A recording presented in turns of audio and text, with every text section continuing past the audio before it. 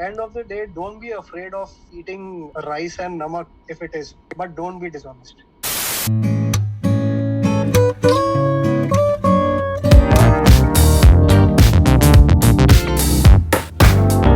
How are you? Thank you so much for doing this. Yeah, thanks. Thanks for inviting me over for this. Something new for me also. That's amazing. Let's get started. I noticed that you've been in the sales and marketing sector for over 7 years. So when and how did you discover that it was a Yes. passion of yours and that it was a competency of yours?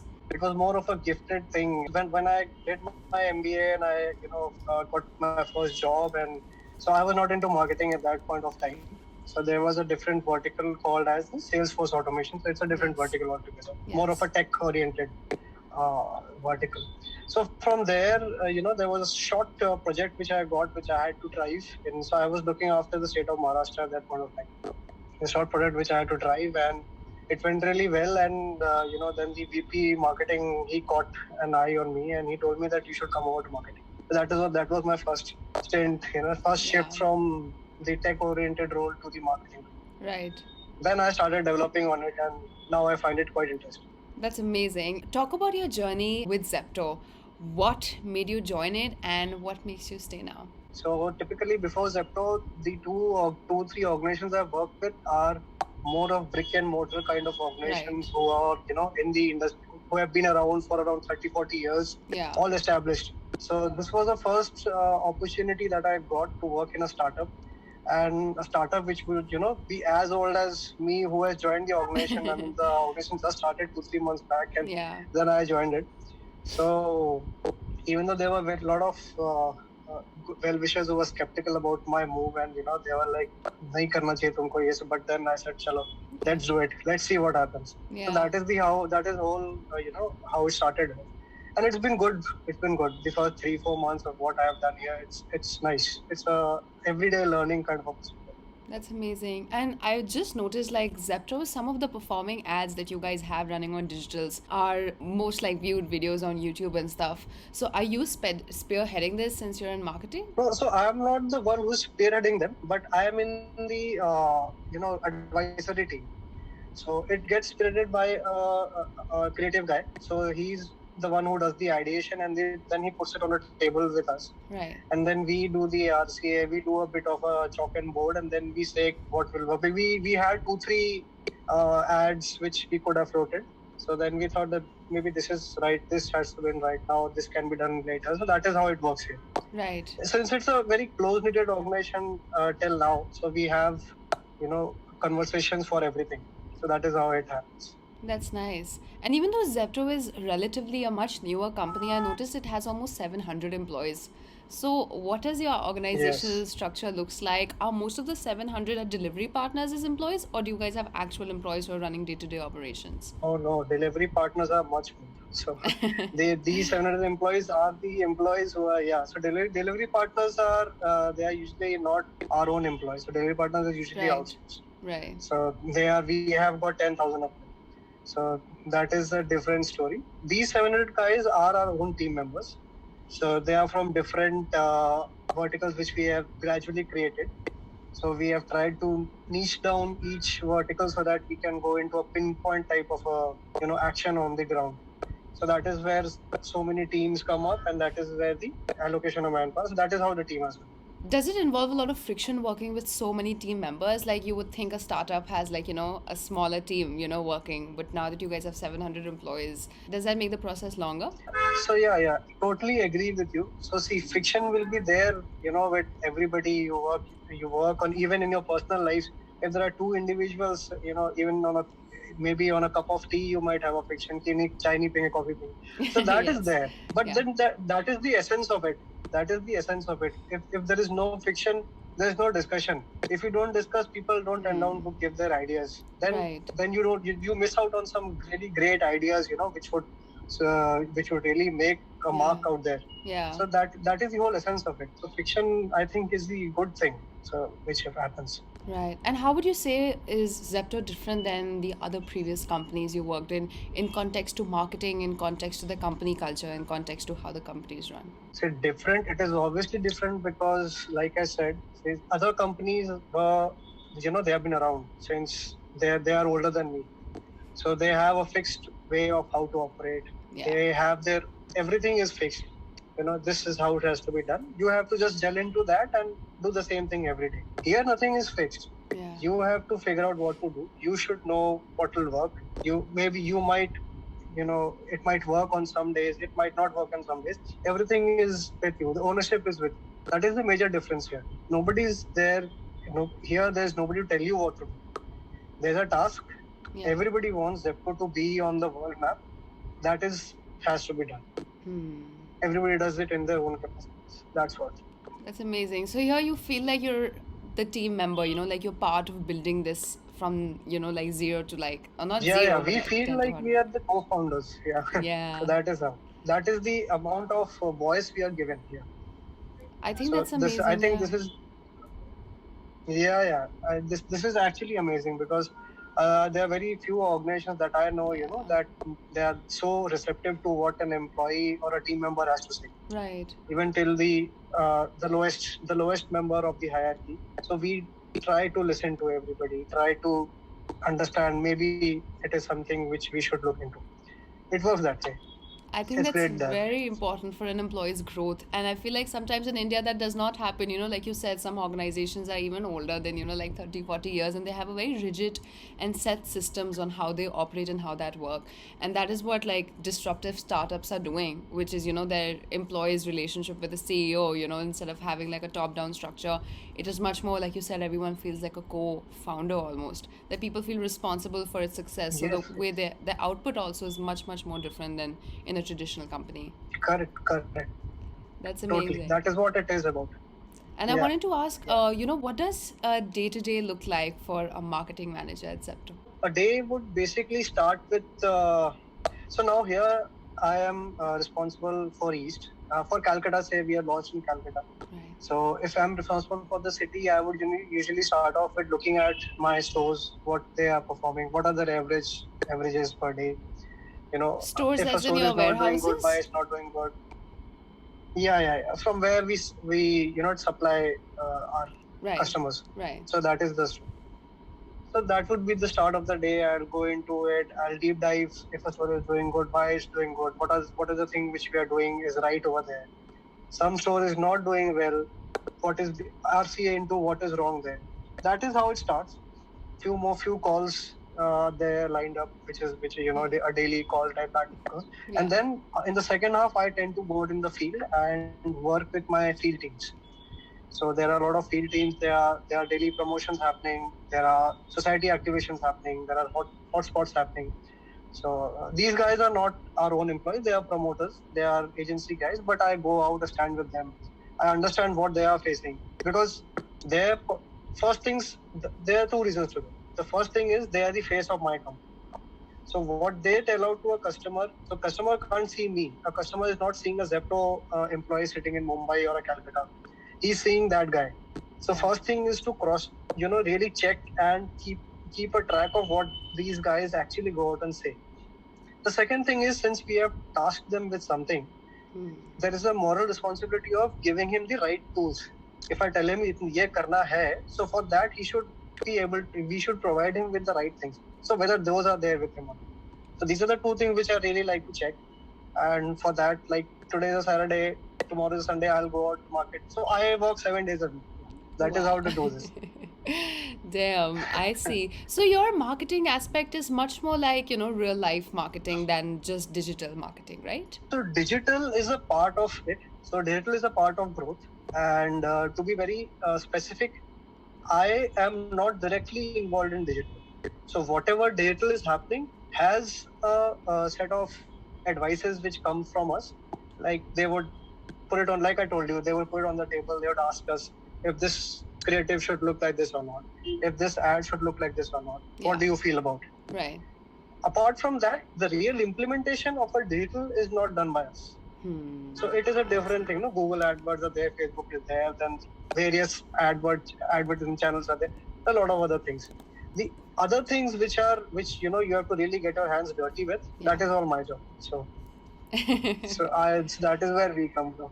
Yeah. Right. And, the biggest thing that you bring to the table as a marketing manager, you feel like something that makes you irreplaceable Where did you learn that? Would you say was that in school, or would you say was that through experience working in your past jobs? I don't think anybody is irreplaceable in today's world. So if I go, somebody else will come.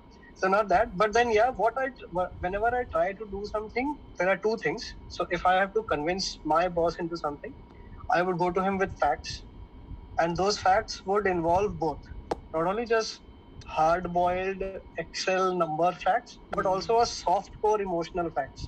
So I tend to work on both. कि अगर ये करना है तो इसका numbers ये है, लेकिन इससे ये भी होगा. That works. That works for me. Right. That is one thing. Would you give us an The thing example is, of an emotional aspect that you would suggest? So emotion, I would, I'll modify it a bit. So now we are doing a program we are doing a campaign with the Calcutta Police. We are doing it. So we were not supposed to do it. So the basic thing which was the winning factor for me was कि police को खुश करेंगे तो हमारा सब काम बना रहेगा. So we should do it. So right. that one it. So right. there were a lot of numbers. There were a lot of other things. Yes. There was lot of things. There was a lot of discussion happened to it, and this was not supposed to happen. The only line that worked was "Sir, police को खुश करेंगे सब बना रहेगा." So that is how it happens. So this is one example. I try to do different things on. And the other thing is, one of my college, professors have told me that if you don't market yourself, nobody else will. So I try to do it. So that is a very important point. But then, so I don't feel as if I'm irreplaceable. I try to learn every day. I am open to learning from everybody. Yeah. So I try to learn every day. And I'm still in a very formative, very basic phase of my career. I have to, really grow. So 2-3 things of being humble and learning every day and giving number come emotional touch to everything. I think it works. Thank you. I was not expecting that. I think that's amazing, and that's a very, very important approach, towards your work and career. And on that note, I would like to ask you, what would you say is your story as a person from when you were born to bred to today? Nisa, I have luckily had a very nice life. So both my folks, they were army officers. So I've really enjoyed being an army brat, and it's a productive life. You have a set school bus coming in the morning and going to the same school, and coming back and going to the sports complex and playing with friends, and so it's a very set and routine, and it's fun.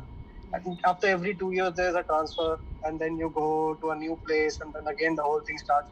So it has been a very good childhood and formative years for me. I really enjoyed it. There are no sad stories to my luckily touch wood. So everything has been good and it has worked out. I've struggled for a lot of things. That is there. Everybody has to do that one. Everybody has to do a bit of a hard work to get somewhere. So that is there. But then it has been a very jolly and a very playful and a very good childhood. That makes me happy. But I would say, what would you say? Was there a really life-defining moment in your life? Like maybe a book you read, a person you met, an event that took place in your life that really shaped who you are as a person today? I'll boil down this. So book, not a book. So there have been small instances like, one thing, like I said, that one of my professors said that if you don't market yourself, nobody else. So that is one thing. So these small instances have shaped me. There's another thing. There's this movie called Kung Fu Panda. I don't know if you've seen. So there's one line. There's one. Yeah. So so there's one scene where that a tortoise who is the grandmaster. So he's supposed to die, and he's supposed to give his command to the second in command. So he says, that yesterday is mystery, tomorrow is history, today is a gift. That's why it's called present. So that line, it always stays in my mind. So these are small things that really impact me. That is it. So I don't go into the macro of reading a book and changing, but these small things on an everyday basis, they really impact. That's amazing. You have a very, very positive and amazing mindset. How do you maintain this? I don't work too hard to do it. I'm generally quite a positive kind of a mindset kind of a person. But I don't know. So maybe because I've had a very happy-go-lucky type of a childhood, never been into a very sad event. So maybe that is the reason that I have always a positive. My parents have always been very supportive. So they are maybe that is a very good reason, because they are kabhi don't fear anything. Don't fear to take any risk. Don't fear in taking any decision. Maximum क्या हो जाएगा?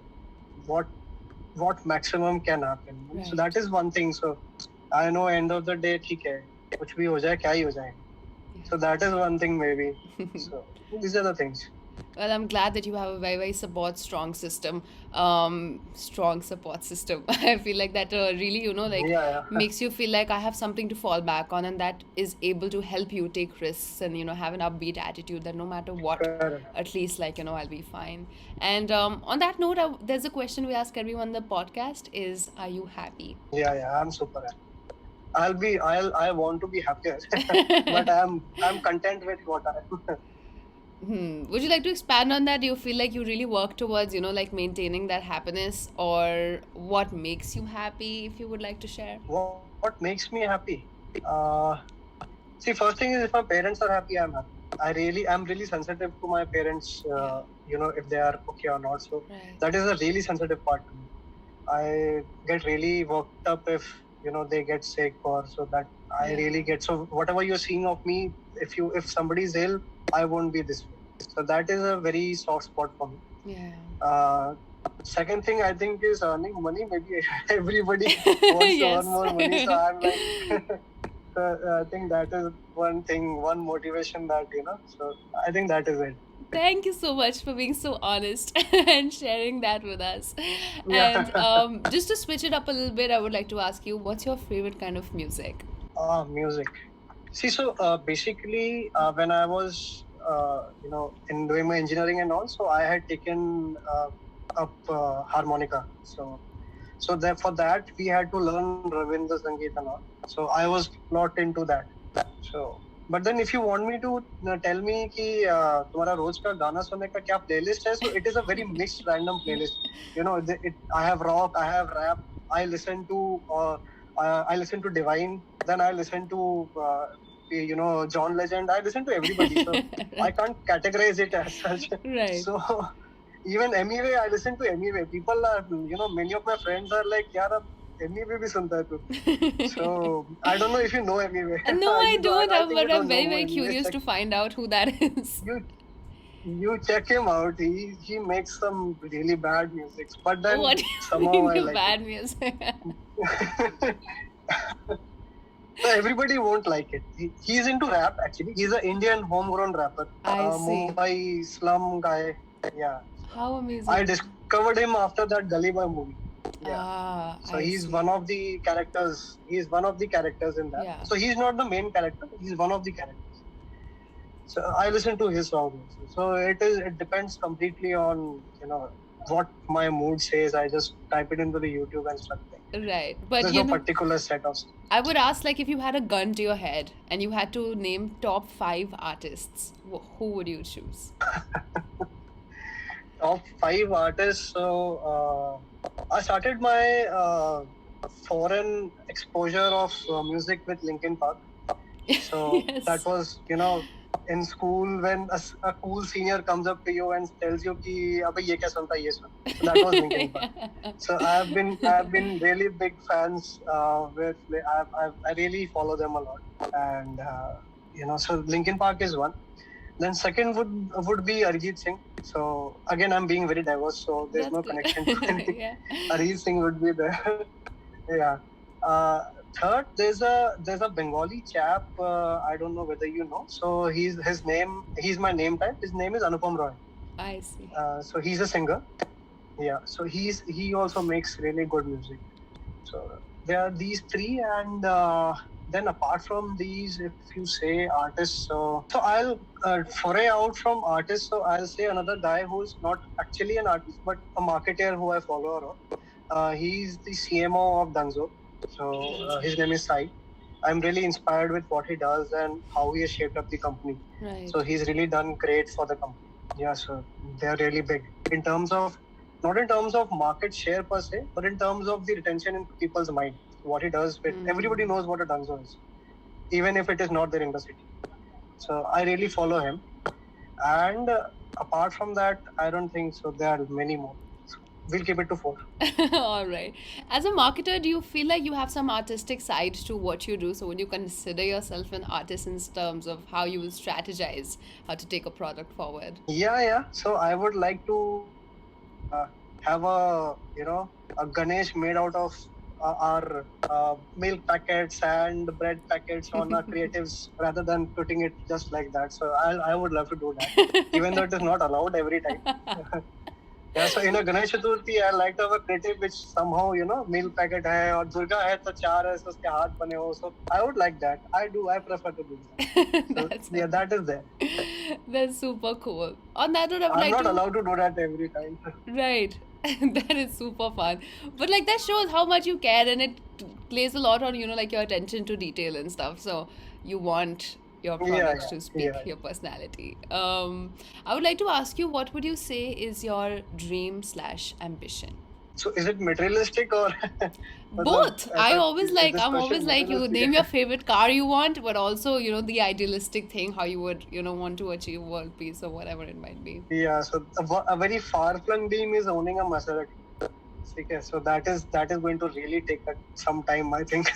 So really expensive A car. Maserati? Another thing is, yeah, Perfect. a Yes. sports car. Yes. Yeah. I'm aware. I'm a big car fanatic. So, I just lost your voice, so I was confirming. oh, great. Really good to know that. So I would like to really own that. Yeah, no, like, so my wife, right? So she's like, वो Brezza और Hyundai का जो वो और है वो तो एक ही दिखता है. So what's the difference? So she's like that. That's painful, I can So understand. even though she loves driving, so Yeah. but then yeah, she's not interested in cars. Anyway, so that is the first thing. The second thing is I would really like my old age to be disease free. So that is one. It is a kind of a back of my mind kind of a fear. So I really work towards that. I try to indulge myself in yoga. I try to indulge myself in daily exercises. Yeah. It's a fear, you may say. So you can say it's a dream to be fit. I try to do whatever I can. Yeah. Obviously there's a schedule which everybody has to follow. उसमें जितना भी हो पाता है. So I Yeah. try to do that. I think that's so important. Yeah, like sometimes we get really, really caught up in our careers and our professional life that we forget to take care of ourselves. And having little habits like, even working out every day for 10 minutes or being mindful of what you eat can really like affect our lives, to endure for in the long term. So, that's amazing. Yeah, exactly. And old age really affects me. Whenever I see an old lady walking down alone on the road or an Yeah. old gentleman sitting somewhere alone, it really affects me. So, that is somewhere which it's always in the back of my mind. But don't you think like their life is also beautiful? Sometimes when we were like 11 years old, we thought like, oh my God, if you're 35, if you're 40, you're so old. But now, when you yourself reach 35, 40, you feel like, oh, I feel pretty young. So don't you feel like it's just a shift in perspective? Yes. So that way, you are true. So my perspective is maybe when I am seeing an old lady, I may feel she's walking down alone. But her perspective may be, I'm going to my grandchild. Yeah. Maybe she's walking down to her grandchild's house. So I don't know her perspective. That is true. You are absolutely right. But then that is my perception of fearing old age. So that is. You are absolutely right in stating that, because that old man may be sitting there waiting for, some ice cream wala or somebody which he waits for every day. It can be possible. So that is there. But thanks for sharing that. I feel like just because of a lot of societal pressure, sometimes we start demonizing getting older. Like I know people who are reaching 30 who are freaking out, and they end up making short-term decisions, because of it. But once we realize that, according to modern medicine, all of us might just live up to 100 years. Like when we reach 30, it's just like we have 70 more years to go. Like there's so much in life we can accomplish. And if you look at like some of the most successful people in the world who've reached the age of even like 70, 75, they say like, I would beat the shit out of, my 20-year-old self. Like I have so much energy. My mind is so much more sharper. So I feel like that makes me feel so much better about getting older versus something that, might become a point of fear. Yeah, that is true. So your perspective is quite positive in that case. I must say that. I try to keep it. I listen to a lot of like positive people so that, one does not end up making short-term decisions or put these very like pressure on myself. Like, oh my God, I'm 24. I should do this by now. I'm like, I have my own timeline. and like that helps me move in a much more positive manner, I'd say. I would like to ask you, what's your take on the traditional education system versus the need of the market in terms of sales and marketing? So this is a very Three Idiots kind of a, it will get people into trouble. But then traditional education system has a lot to do. It has got a lot to do. So, my personal experiences, whatever I have done in school or whatever I have learned in college, the reality is far from what we are taught inside schools. So one thing is good, we learn about history, mathematics, they're important, right? But then, like, nobody's teaching you how to manage your finances. Nobody's teaching you how to talk to your colleague. Nobody's teaching you how to go out there, and if you're in a sticky situation, how to deal with it. There are 10 customers standing and they're asking you 10 questions. How do you deal with it? No college teaches you that. You have to learn it. So I don't know whether it is the duty of the education system to teach you that, or maybe it is how it is supposed to be that you only go out and learn. But then few insights, would have actually been a good deal, because after getting out from college is the major learning that starts. What you have learned in your school, colleges is one thing. Once you get out, it's a totally different thing. So that is, I think there's a need to somewhere bridge the gap, maybe. I don't know to what extent. I don't think I'm the right person to decide. But then, there's some bridge has to be there. Right. There's a total disconnect as of now. What my personal perception is. I believe that on a lot of levels. I'd like to ask you, if you were supposed to hire a candidate for a job, what are some of the characteristics you look for that will make someone stand out for you? Truth. Only truth and honesty. Whatever my teammate, I tell them, if you're coming to office at 12, tell me you have come at 12. Don't tell me you were late, somebody was sick. You say you got late, you came at 12. Truth is the first thing I look into a person. Then things become easier. If there is truth, that means there's a personal understanding. If there's a personal understanding, you get to know, both people get to know each other better. It gets baked into good results. So that is the first thing I look into. Sach bolta ho, he doesn't know, I'll train him. That's okay. Honesty is very important. I like honest people. I like honest people, and I like being dead honest. So many people don't like me for that. I am really on the face. I think it's very important, and it takes a lot of courage to be honest, like you said. It's very easy to, like go along life with white lies. But just to even say like I'm late because I was careless, takes a lot more courage than just to, give a random excuse. Correct. But that saves you a lot of, saying a lie is one thing. Supporting that throughout the life is a really difficult thing.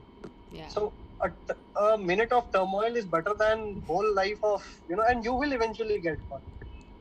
Lies has ways of coming out. You will eventually get caught. May as well as just 8 minutes, just do it, get done with it. I think that was a very, very important lesson. I was reading this book, it spoke about atomic habits, it's called. So it said how small habits make the biggest impact of your life. And like you said right now, every time we do some small action, we solidify that identity of ours. So instead of like saying, oh, like I'm an early riser, but if every day you rise early, you solidify that identity for yourself. And small, even if you say, oh, I'm an honest person, but you go on to even say white lies, which don't hurt anyone, but somewhere that solidifies your identity as like, I'm a liar and I need to lie to get by in life. And, that's how the world works and stuff. So even in those small actions have like, long-term effects, if that makes sense. And, deep down inside you, that you've got a lot of things to, care when you speak to a person. So suppose we both are friends, and suppose I've been lying to you about something. Now I have to constantly have that lie in my mind, and that curtails my confidence. So when I'm speaking to you, I'll not be confident enough, I'll not be open enough, because every time in the back of my mind, it will be there ki kahin main ye bolna do. So that is, it is a complete no. It's a vicious circle. So, but then it's a complete no. I'll not say that I cannot go about and say कि मैंने कभी झूठ बोला ही नहीं, ऐसा तो होता ही नहीं. But then I try to be as honest as possible. Thank you for sharing that. I think that was a very, very important lesson. And just piggybacking off of that, I would like to ask you, what would be your advice for young people who are just starting out in their careers and in their journey? There are few orthodox advices. Whatever you do 100%, and then really give your 100% to everything. These are one, and one is which I would feel is that be yourself maybe. So just don't try to make it up. Again, you will not be able to maintain it. So if you're yourself, you're yourself. It comes to you naturally. If you're trying to be somebody, if you're trying to relic or you reciprocate somebody, or even trying to tell people with what you're not. So it has its own ways of coming out. So maybe that is another thing which you should follow, and respect your parents. I think they are the people for whom you are here today, and they are your biggest backbones. So I think if you keep them on your side, keep them happy, they'll bless you. Everything will be fine. One last thing. End of the day, don't be afraid of eating, rice and namak if it is, but don't be dishonest. I think that is the most important thing. Thank you, Anupam. I was just saying, like that was very, very important to hear. And like you said, you played it off like saying it's unorthodox, but I think those are the things that really, really shape you as a person and becoming a person of a very, very like strong and solid character. And these things actually amazingly play out in your professional life, these like emotional ingredients in you. I would like to ask you, like, Yes. you seem to be a person who has a very, very strong self identity. You know what you like, what you don't like, what you want out of life. Where would you say that, such confidence came from? Like, this is who I am and I will not budge from certain things. I think I've learned I've learned a few things from my parents again. So like I've seen how they so that is the first place where you start getting ideas of how you should be. Yeah. So I've seen them, how they behave, how they carry themselves. That is one thing. Second is I've seen that if you are not clear about what you want, then you can't deliver. So again, it comes down to the same thing which I've been trying to convey. That if you know what you want and you know 10 things why you want it, they may be rational, they may be irrational, but you should be able to put it on the table. कि हाँ ये reason है, and you don't know. अच्छा, one more thing I'll tell you. So I have maintained one thing, that whenever you're telling somebody something about anything, I consider the person on the other side of my table completely illiterate. But don't take it in the wrong way. No, I कि उसको understand. कुछ नहीं आता. Yeah. Why? Because that allows me to not miss out anything. You don't know what he will like. Yeah. That is one thing. So कुछ भी हो, मतलब if it is an exam, right, everything you know. क्या पता कौन सा point उसको पसंद आ जाए, एक नंबर आ दे. Yeah. If it's a deal, you tell him everything. You don't know which point he'll like. So that is one thing, and be yourself. Thank you so much for sharing this I point. follow on being this. I just follow on this, that be yourself. That is it. जितनी चादर है उतना पैर फैलाओ. Be yourself. And on that note, I would like to ask you, is there anything that you would like to ask me? I'm really inspired of what you're doing. So what was your motivation to start with this? Because I went through your YouTube channel. I saw that you've got a host of amazing people whom you have interviewed. Thank and also you. How did you start this? What was the motivation? I mean, this is really great. Thank you so much, Anupam. So I started back in 2019, and this was I was really bullied in school by my teachers, and that is when I lost a lot of faith in the education system. And because I knew that there's so much more to life than formal education, and that also made me drop out of college. And I understood that the biggest advantage of going to a college is the network you build, the people you meet. So I was like, how do I build my network? And that is when I started my podcast, to start networking with people. Like, people get into a college to get a job, people get into a college to learn how to run a business. I thought, I knew this fact that networking can get you in doors degrees can't. So I started building my network. And also, I'm a big believer in the fact, like, how diamonds are polished by other diamonds, people are polished by interacting with other people. And I thought the more people I'm interacting with, the more I'll be able to polish my own self. There's so much to learn from people. And I'm a good listener. I'm very, very interested in people. And I wanted to leverage all those skills to document this entire process. And, instead of just telling parents like, oh, let your kids drop out of school, they're like, acha, fine, then what is the alternative? That is why I started documenting my entire journey of networking with people. Like, if my real life connection leads to something, you can say how that conversation, went about in a very documentation. I'm not like, it's not that scripted.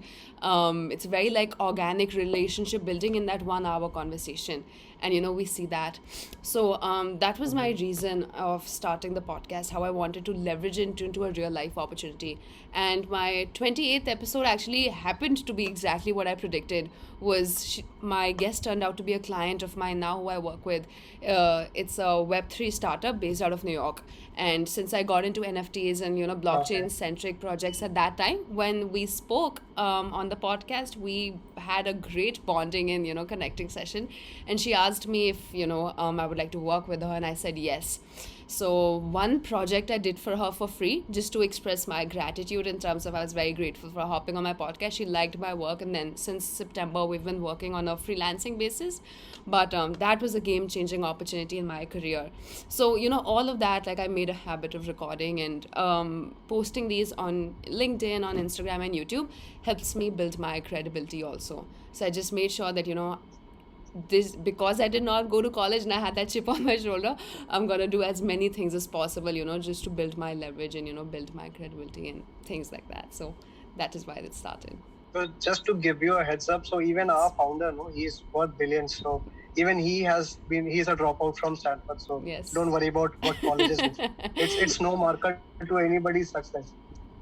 So Yeah. great, great. I appreciate that. Yeah, like in India, it's been a little difficult, to get your foot in the door in terms of getting a job.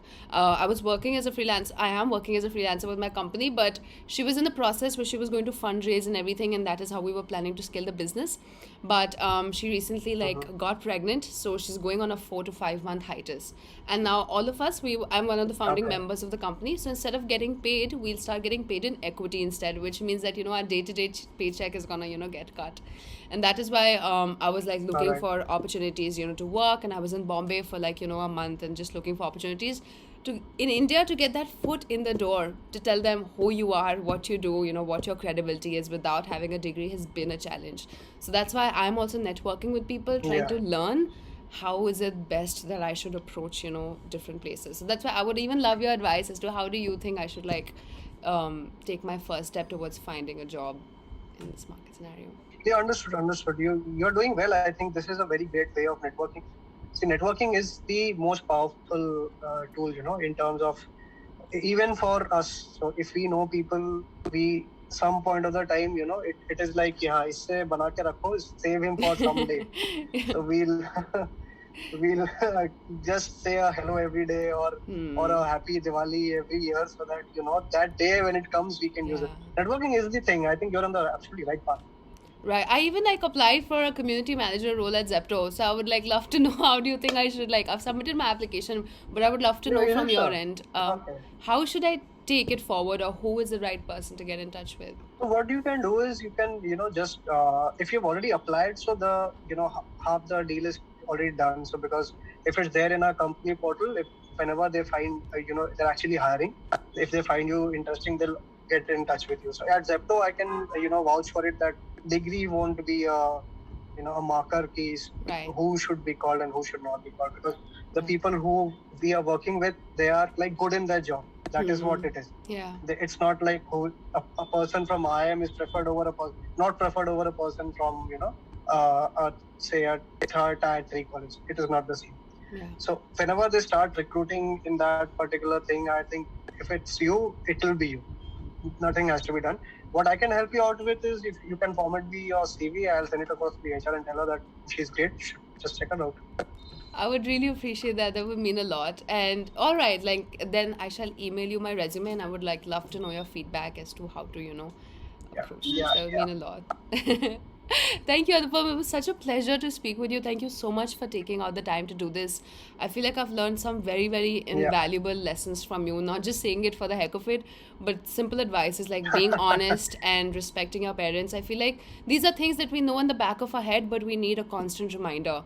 And you see a solid person. So I'm very, very happy we got connected. And please let me know if there's any way I can ever add value to your life. Let's stay connected. And on that note, the last question would be, would you have any feedback for the podcast, any way that we could have improved or done better?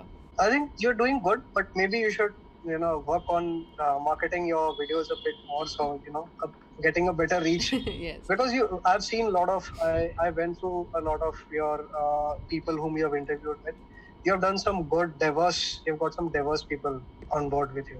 Yeah. I don't see why your channel must not be like one of, I don't know if you know Ankur Warikoo or I do. likes Ankur of was my those. sister's mentor. Yeah. Yes. Yeah. Yeah. So everybody knows Ankur. My mother knows Ankur. I don't know what he's done. Yeah. The basic thing, everybody knows Ankur. He's such a brilliant marketer he is. Yes. So I don't see why you should not be, if not at his level, at least 50-60% of it. Maybe you should work on, there are a lot of free ways of marketing your channel and, just getting it in people's groups, and there are a lot of things which can be done. I'm not a digital person, so I cannot exactly guide you how to get the numbers moving. Yeah. But then, you should look into it. Maybe because you got some great content. The content is not weak. People are there whose contents are really weak. The content is not weak. Just need to focus a bit more on the visibility. Maybe that will really, work for it. Thank you so much. Yeah, I needed to really hear that. I've just been focusing on creating a body of work and always saying to myself, oh, like, numbers and views don't matter, just keep on doing what you're doing and stuff like that. But definitely, I think as I'm planning to scale this and make it, much more like you said, the content is good, so a lot of people do deserve to see it. So I will work on the marketing aspect of it. Thank you so much. Yeah, great. Thank you, Anupam. It was such a pleasure to speak with you. Have a great rest of the day. Thank you for giving me your weekend, and I'm very Thanks, Devika. Thanks for having me. Of course. I really look bye-bye. forward to the day you buy your Maserati and this is recorded, so I can be like, I knew it from the beginning. So we can go for an ice cream that day. For ice cream. Definitely. I'll- Definitely. Where are you based out of? Are you based out of Bangalore or Calcutta? No, I am currently based out of Calcutta. I see. So your office is, whether the Zepto headquarters, what city is it located in? It's in Mumbai. It's in Mumbai. All right. Cool. Noted. Yeah. Thank you, Anupam. Let's stay in touch. Have a great rest of the day and bye. Yeah. Bye, Devika.